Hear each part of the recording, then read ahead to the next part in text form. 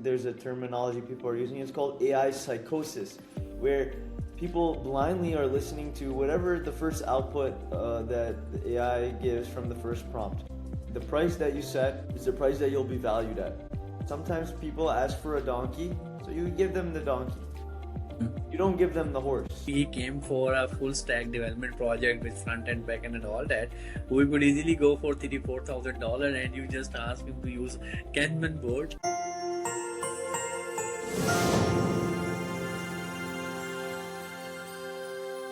Hello guys, welcome to the show. I am Awais. On this show, we sit with real people who are building real businesses with AI, and we will be discussing how AI is affecting the businesses and what are the real processes that you can adopt. If you are starting a new business, what are the AI tools that you can use to make your business faster? Today we have a very special guest. His name is Ansar. This man is a builder. He started e-commerce, got it into the US retail stores. One successful e-commerce product, he sourced it from Pakistan, sold it on in Amazon in the America. Later he transitioned to digital agency and freelance work in design, in pitch deck, and he helped businesses, startups raise over $20 million. And today his full focus is on AI agency, design agency, while he is doing his MBA from Cornell University in New York. How a man can do these many things? Let's talk. Answer. Welcome to the show. Thank you, Awais, for having me. Okay, so Ansar, can you tell me about your journey, about all the businesses that you started and where they are at this stage? Yeah, sure. So I started in business when I was quite young. Always had an entrepreneurial mindset. I think my first intro into business was in e-commerce when I was around maybe 14 or 15. So quite early stages of e-commerce as well. So had some successful products, did a few different stores as well. I was also doing in different markets. So one was in fashion, one was in toys and entertainment. Another was successful one you were talking about was that was sourcing from Pakistan and later transitioned to Amazon Marketplace was Shilajit. I was importing that from Pakistan for some time. More recently, I was doing freelance work, doing small projects here and there, other e-commerce businesses, helping them build their website, etc. Working with a few different companies. So I was actually in the healthcare space originally, and I was working inside of some larger healthcare company. And with them, I was also interacting with other companies in the healthcare space. So a lot of them were really behind digitally. So I saw there was a really great opportunity for me as I was always pursuing a career in healthcare. So that's when I thought that, okay, it would make sense for me to get contracts from these companies and start delivering them these digital goods, websites, marketing, etc. And slowly built out an agency in the space. So having encompassed many different service categories. And then in tandem with that, what I was doing, what to also create a funnel to get more clients was doing freelance work on platforms like Upwork, where I was servicing specifically like early stage businesses in the pitch deck niche. So typically these early stage companies, startup companies, they would come to me. They'll have an investor meeting already aligned, or they're planning to reach out to investors, different venture capital firms or angel investors. So I would help them really craft their narrative and what their ask was from those investors, how much money they wanted, help them in the developing of their data room, etc., to help them have a really strong pitch when they go in front of the investor. And that also would allow me to segue into different service categories because I would really understand those business owners, those startups, their internal challenges, where their business is in kind of crafting their narrative, showcasing their strengths as well.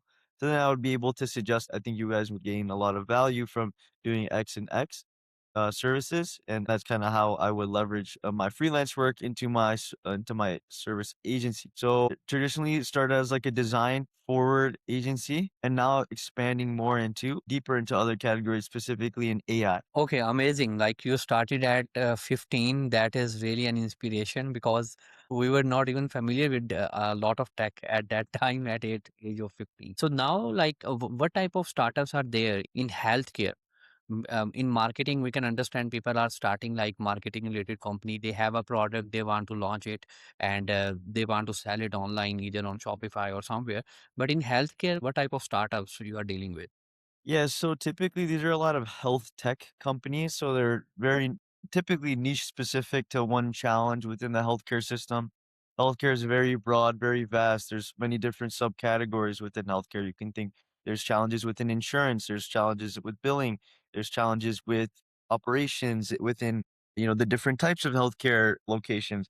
For example, in a hospital would have much different operational challenges than say a small single private practice. So these health tech companies, they come in, they identify a specific challenge in one of these many, many categories, and they create a solution for that. Typically, what we're seeing right now is there's a lot of AI startups in systemizing some of those previous bottlenecks. Like one company I just recently worked with was a medical AI billing company.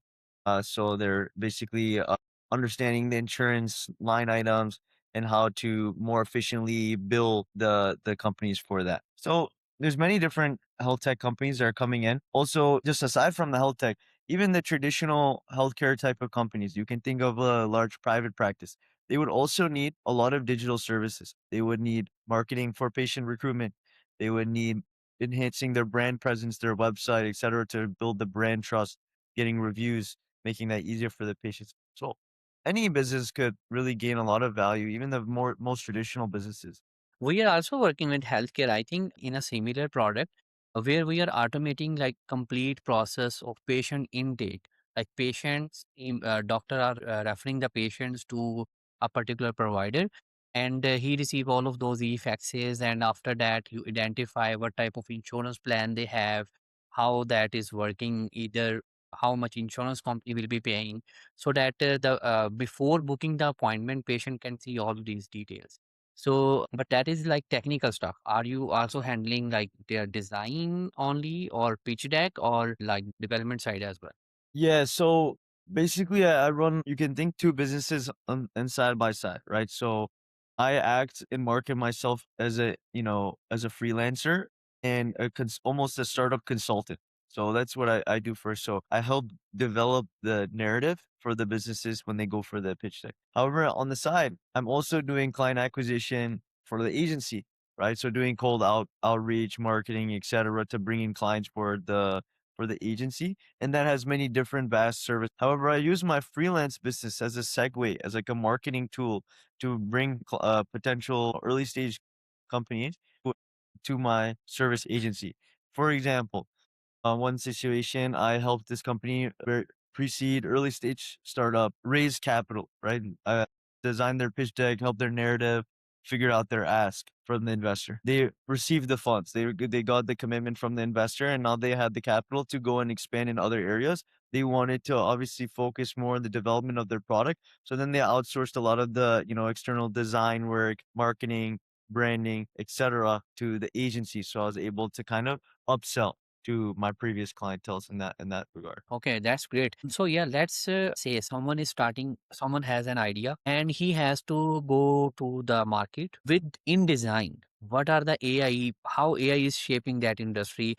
For example, 10 persons are coming with the idea and they do hire a freelancer, or they can do most of the stuff themselves, and where they should go for a designer, what type of tools they can use if they are not having a very good budget, how they can start. So we're discussing, like, say you're a business owner and you need to go to market quickly. So I Uh, would say there's a couple different stages or categories depending on the client's perspective, right? So if you're super early stage, you don't have any, you're cash strapped, and but you have some extra time, let's say. Then I would suggest, learning some of the current AI tools, and I'll mention some of those. The second category would be if you're cash strapped, you're early stage company, but you also don't have the time, right? You have an investor meeting next week. You need to pick something up ASAP. In that situation, there's a lot of different places you can get a really easy template, okay? But it's not going to be the best product, but you're going to get the job done. So you're cash strapped and you're time strapped as well. The third category is you're a little bit further down the line, or you're a larger business entity. And you want to really deliver a really strong presentation across the board. You have some cash and you have some time. At that point, you want to get an expert who is experienced in this and hire the freelancer. So now let's go to the first guy, right? He has the time, he wants to learn, he wants to test out the AI tools. So right away, now the current LLMs, Claude, Gemini, and ChatGPT's OpenAI. All the three large language models that are currently available to everyone has really strong design capabilities currently. And everybody knows the capabilities are there, right? But if you're gonna go and you're gonna ask the Claude to, hey, create me a 12-page pitch deck.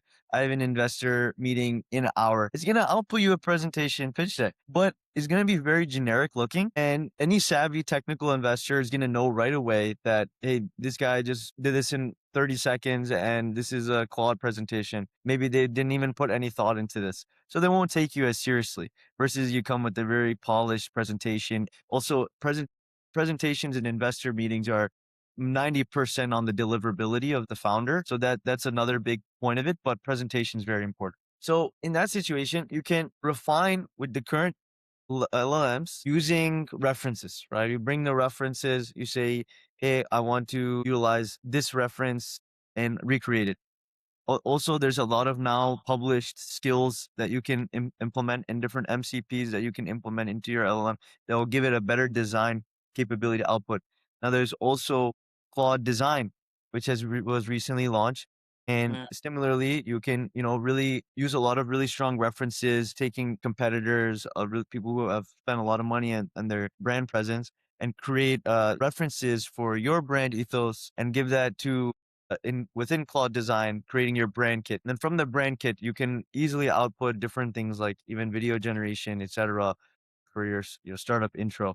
So that's like on the, I would say, the easiest barrier to entry level, which is now the capabilities are now well aware by most savvy people, and with extra refinement, like if you're willing to spend some more hours, you can make a well thought out and well looking product. Now, in this case, this is all kind of reiteration, right? So this is a problem with the AI is that the creativity is somewhat limited in the fashion that it's going to be a replica of something else. So the creative aspect, if you want something truly genuinely authentic and like one of one, then you're going to have to likely be creative yourself or, hire someone who has that creative taste. This is a terminology that's being used across the board within the AI space is there's now value even in the large AI companies are hiring people with sense of taste, right? They know what looks good, what would actually catch the eyes of a regular customer or their ICP, right? And that goes in hand with understanding design elements like typography, fonts, and color palettes, etc. AI currently the general outputs are lacking in that regard, and you can see that if you go and any person goes out there and they ask for output from Claude, you'll see the generic style every single time, and you can Yes. refine. Yeah, they are following like a very same template. Like for example, nowadays that is a boxy template, and even Yeah, some websites are old built. They are using Claude based designs on some of the pages, and you can easily identify that like it's generated with Claude. There is nothing wrong with it as soon as you are just it is covering the value.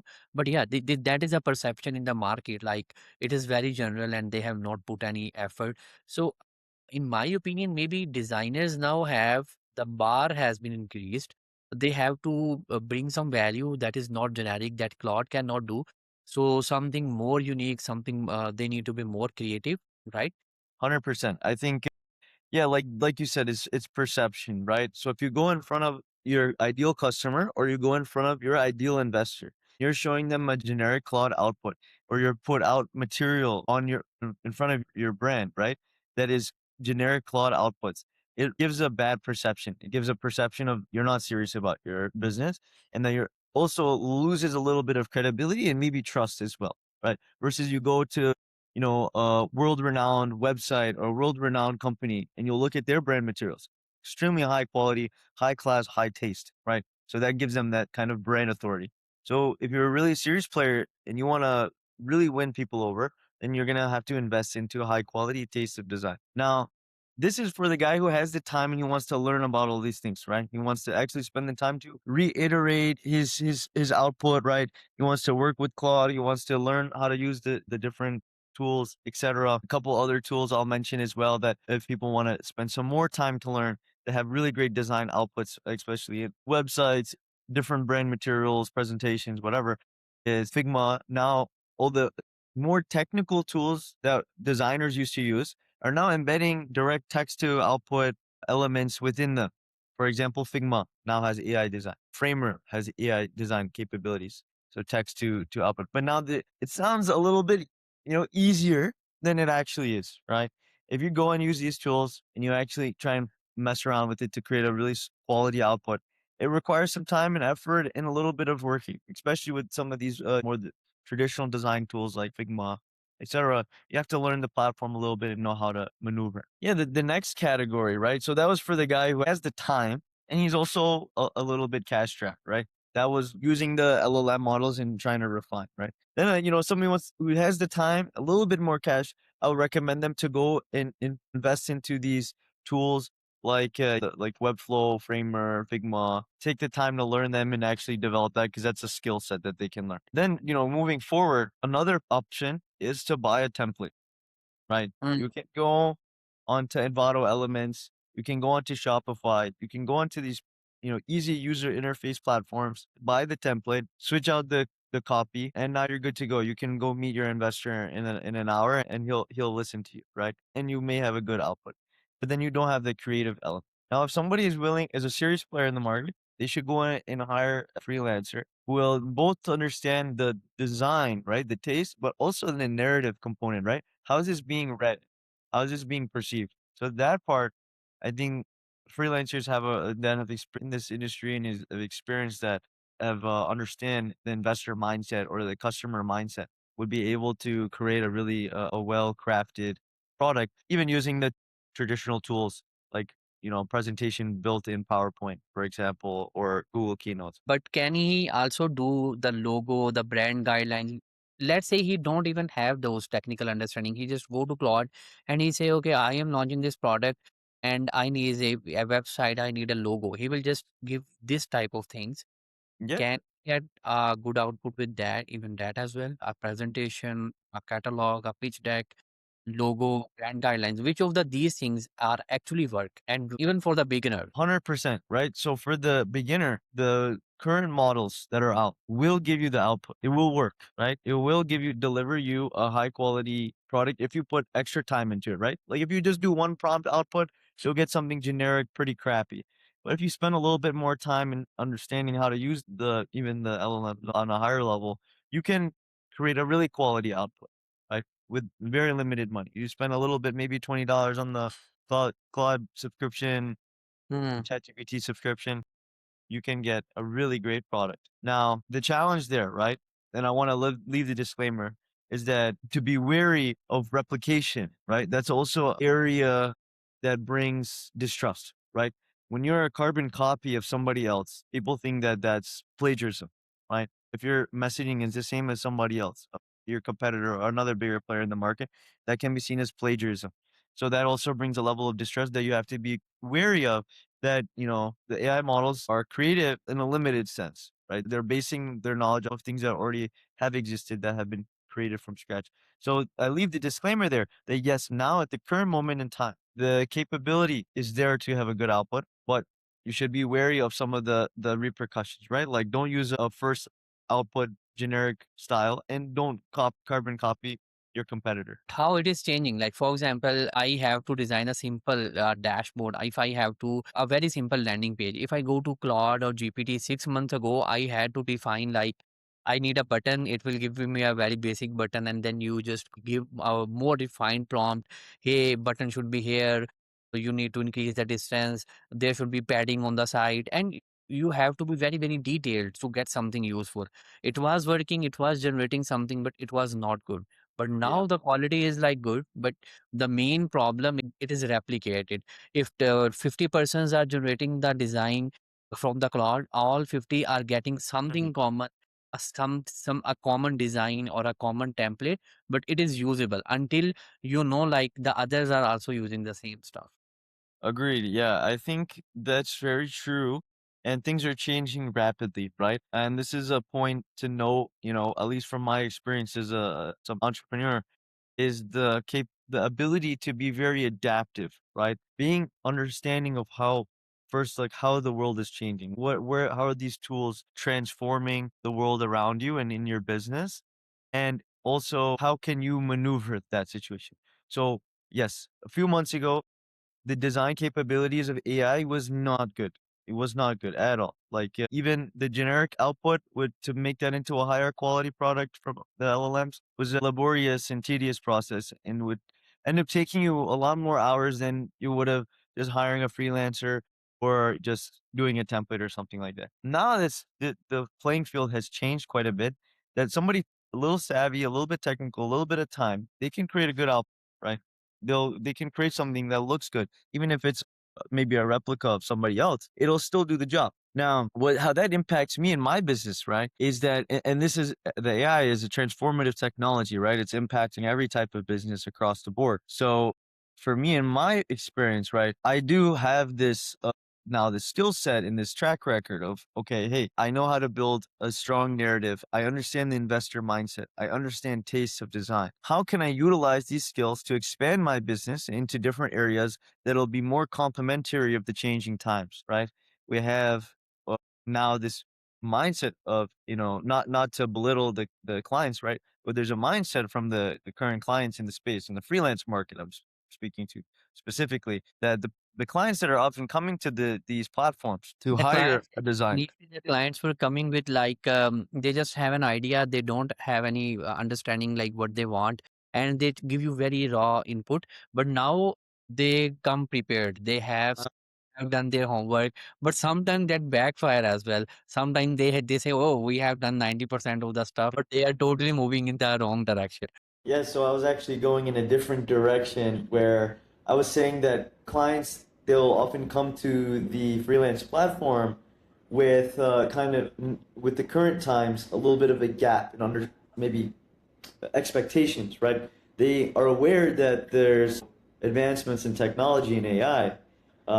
However, they're coming to this platform to hire someone to deliver a product that they haven't went and tried to do with AI yet, right? So they have this expectation that now that the AI technology is here, that the services that you once used to provide should be worth less. So this is a challenge I think all freelancers in any niche are going to face now that the advancements in technology, and not even just in freelance, but I would say in widespread in any business model, that the client's perspectives now have shifted in a sense that some of the value that was once there, that was solidified in hard skills, has been perceived to be less. So I guess my point there is, from the perspective of the clients, that regardless, they should always, before going to a freelancer, should try and utilize these new technologies, new tools to try and deliver the product themselves that they want. And if Hmm. they experience that, right, they experience where the challenges are, even with the current really quality tools, AI tools, etc., they would have a better understanding of where those challenges lie and what the value that a freelancer could provide. Main idea that you are covering is if someone is starting in a startup, he has time. He should go to Claude. He should try Figma. He should go for Framer. He should test these tools, what he can build with it. If he is happy with the result, he can use that. But if he has budget, he don't have time. He need to go to an investor meeting. Then he should come to a person. He should come to a designer to take help.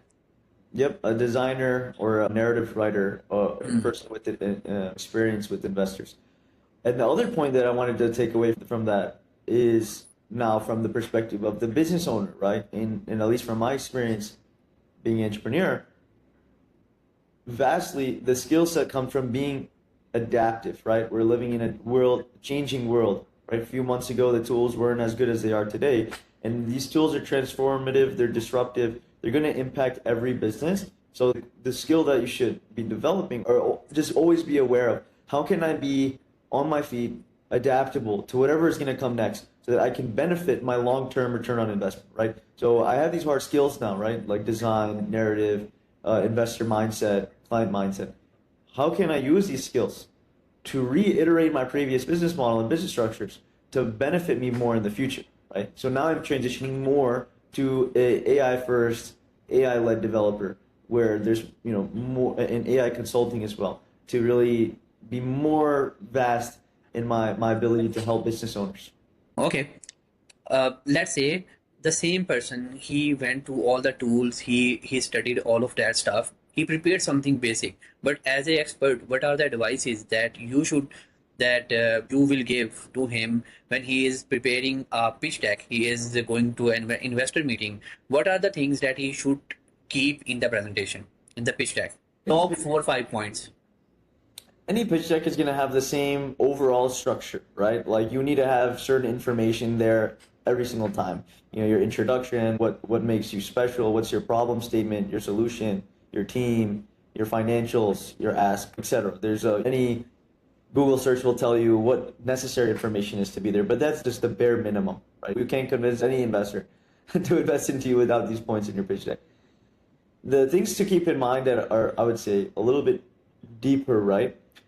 Number one is no matter how good your presentation looks, if you're a founder, if you're a startup owner, you're a business owner, and you're going for a meeting, 90% of the sale is going to be in your deliverability.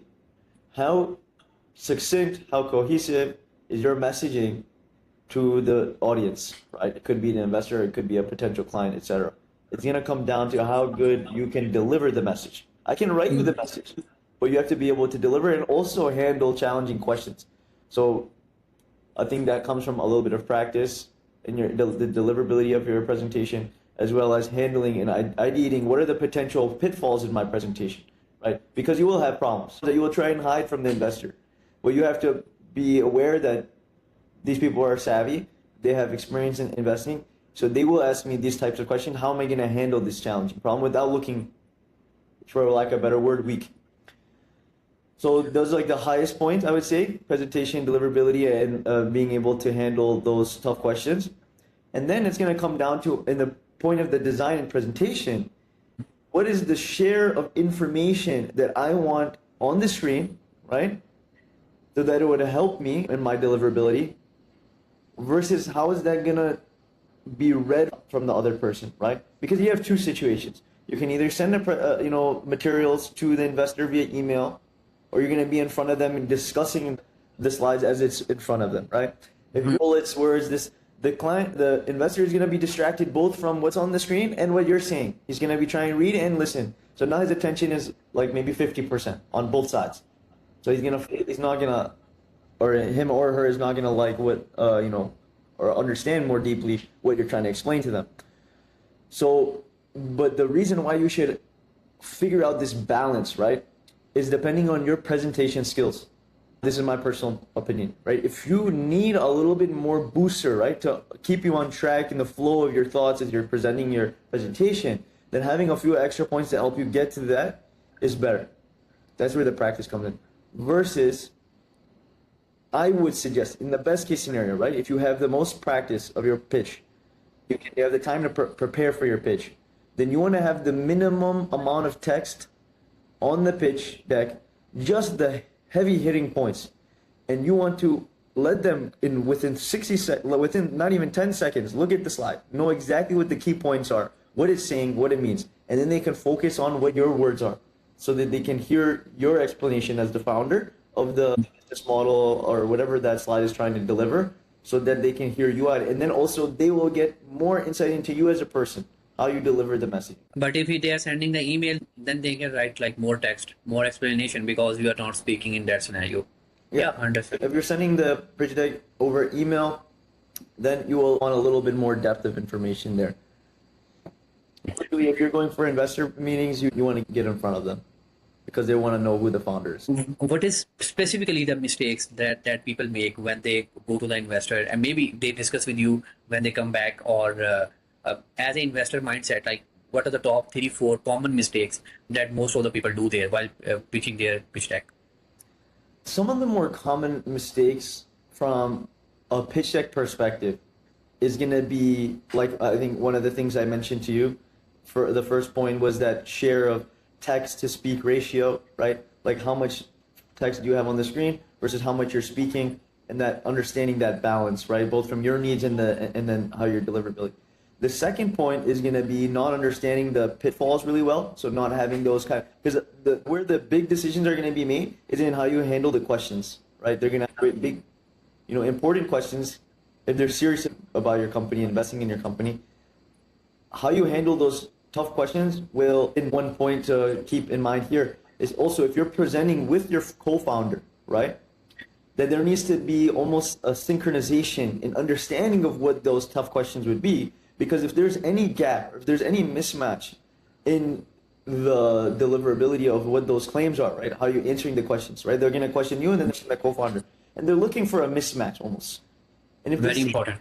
it's going to be a big red flag, almost a shutdown red flag that, hey, these guys aren't on the same page, and that, or either they're not on the same page or they are lying. Right? So this is where the red flags can, some red flags can alarm. So your goal is obviously, point one, to be very straightforward. So this is the next point, is that you want, is people sometimes think that if I'm pitching to an investor, right? I should use all the technical terminology. I should be sounding like much more expert of the field. I should be more technical in how I'm delivering this to show that I'm a strong founder. I understand the product, I understand the market, etc. However, the investors are not always the most perfect fit for your product, right? They may not understand your industry completely. You want to pitch in a way that would be easy for a elementary student to understand. That is so simple that any layman person can pick up the pitch deck and understand exactly what your business is doing, what its value is, and what you're asking. So you need to keep like technical jargons very less. Yeah, I run into the challenge often with some of the more technical startups where the founders want to be very in depth, have lots of text, lots of jargon, and make it very confusing. And I always suggest them to the investors like, we need to make this simpler, right? Keep it as simple as possible, because that's what's gonna make it easier for the reduced amount of confusion that the investor might have. The less confusion, the better they can understand your product in the market, then the more likely they'll be able to invest into you. But if they don't understand what you're trying to sell, then they won't feel comfortable investing. Any other tools that you recommend to the people that are starting, other than like that we just discussed these mistakes, they can avoid these mistakes. But for product launch, how you help in their journey, and what are the things they should take care of, like where they should list their app, their idea, where they can go for marketing particularly. Do you help them with the social media, for example, marketing as well, or as a startup, can they generate their own socials? If someone don't have a budget for that, what should be his strategy, the tools for all of these things? Awesome. Lots to unpack there, lots of smaller questions. I would say from tools perspective, any savvy founder, any person in this current day and age should be digging deep on the capabilities of the current LLMs, right? Understanding the more jargon and deeper terminology and deeper capabilities, using the APIs, using the MCPs, connecting everything, messing around, really just getting your hands dirty with the current AI tools. You'll be able to figure out 99% of everything that you need to get going fast, right? That's number one. From the design perspective, you wanna know more like tools. Like obviously, I think right now Canva is gonna be a great tool for beginners. They also have now AI embedded into their Figma, Framer, Webflow. These are like gonna be really high quality, as well as like Envato Elements gonna have good templates.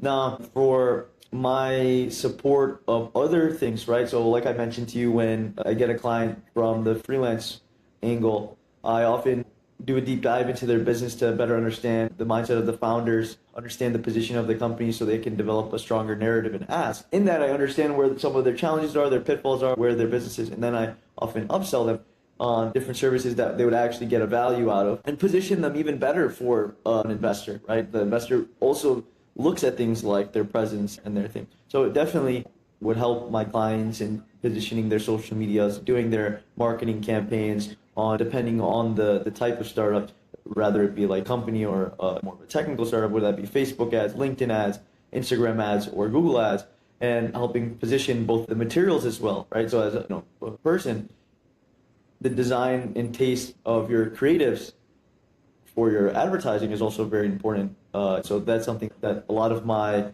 clients that come in from an investor pitch deck perspective, they really like the quality of the design, the simplicity of understanding, etc. And that also applies to understanding the psychology of potential clients. So just transferring those skills to then marketing deliverables is very easy. So definitely I do that as well. And I think that the capabilities are all there, all the tools are there, all the information is there. Now, where the value that I bring is being able to connect all the different elements, right? And make it a very seamless process to get to the objective, right? Now, if you're a founder and you want to work on your product, allow the external things, right, that you shouldn't worry about, but do make an impact on your business and your success. It would be beneficial to, outsource those things to a company like mine. Okay, maybe I a little disagree with the making strategy with LLMs, because like LLMs are trained on a reward and penalty. Like if you give them a reward on something, like you're doing very good work, you are making a very good strategy, it will keep moving in a certain direction, and it will not give you the opposite idea. So I felt personally with many clients as well, and even with some research papers, like strategy is something where AI is not very good, and it is like you spend multiple hours, you can get overall research in a particular perspective, but it is not the complete picture. So, for example, a client came to me. He was looking for. He said, "I need this thing. I need this complete software ready." I say, "Okay, what is your problem statement? Why you need this software custom development? Is there any tool that is available in the market?" He said, "No, I just done the chat with the GPT, and I want exactly this thing." When at the chat, it was all about like developing a custom web app for front end, back end, React, Node. So I say, okay, forget about this thing. Just tell me your problem. What exactly you want to solve? He say, okay, I am just running a real estate. I want to run a real estate business, and I have an email list. I want to send them email, and I want to keep track of send either they open the message or no, in which stage they are. And for that, I need this system.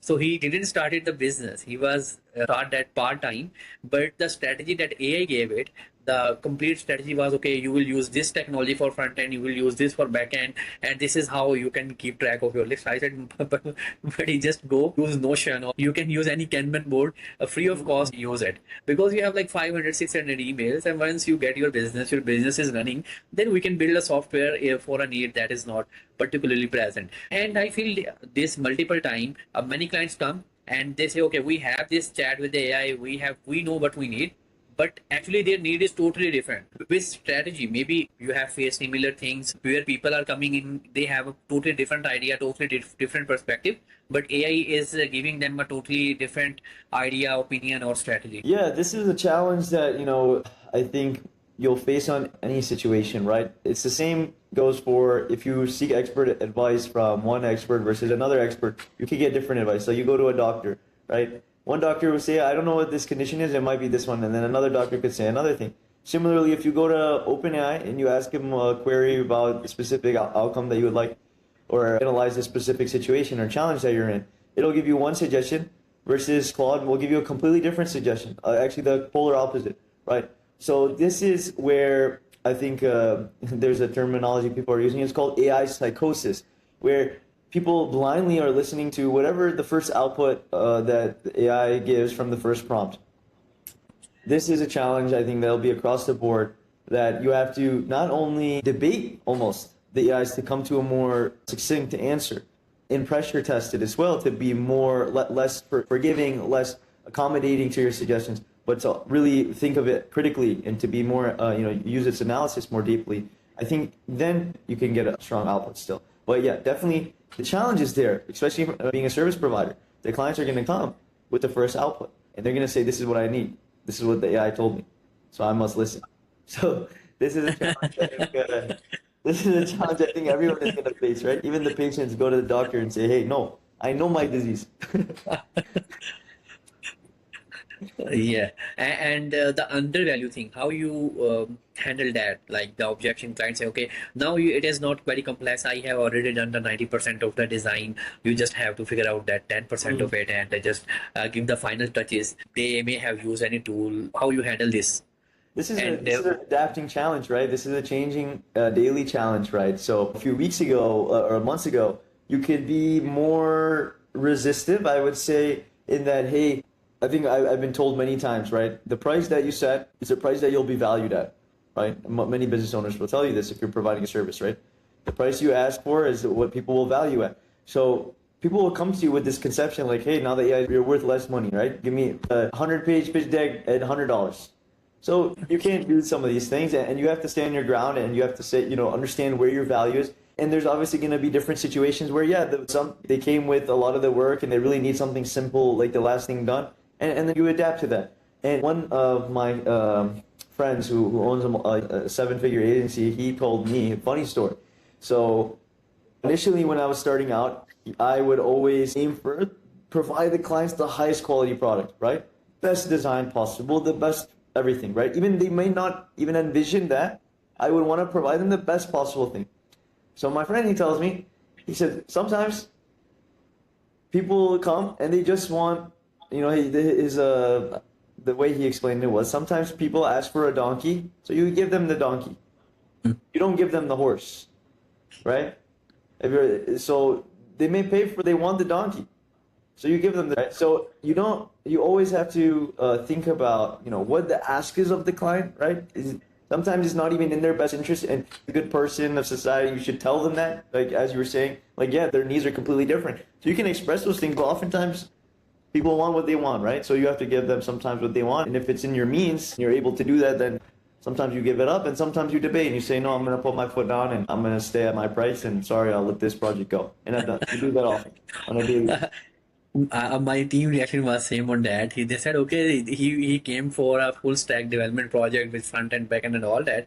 We could easily go for $34,000, and you just ask him to use Kanban board. Yeah. So that happens. Okay, so I think we had a very solid discussion on overall, like the challenges of the industry, how people can learn it, adopt it, where they need to go to a freelancer, that how people can contact you, how you can help them in their startup. The last thing. Awesome. Yeah. Any person can look me up on Upwork as well. So if you look up Ansar J, pitch deck, Ansar J, Upwork on Google, my account should pop up there, and you can message me there with your project needs, where you're looking to develop, what materials you're looking to develop. You can also go to my agency website, primesolutionmedia.com, and you'll be able to see all my different service offerings and can contact me there and schedule a meeting. Definitely, we can figure out what your needs are, if I'm the best fit for you. So thank you so much for your time, Ansar. It was very great meeting you and discussing all of this. And thank you guys if you are watching till now. And if you liked something, if you got any learning point from this complete discussion, share that and tell like what discussion we should have with Ansar in the next session. Maybe what I am thinking about all the pitch deck, and particularly how the initial plan, the GTM strategy will be for a business. We can have a session with Ansar in the next podcast. So thank you. See you in the next podcast. Bye.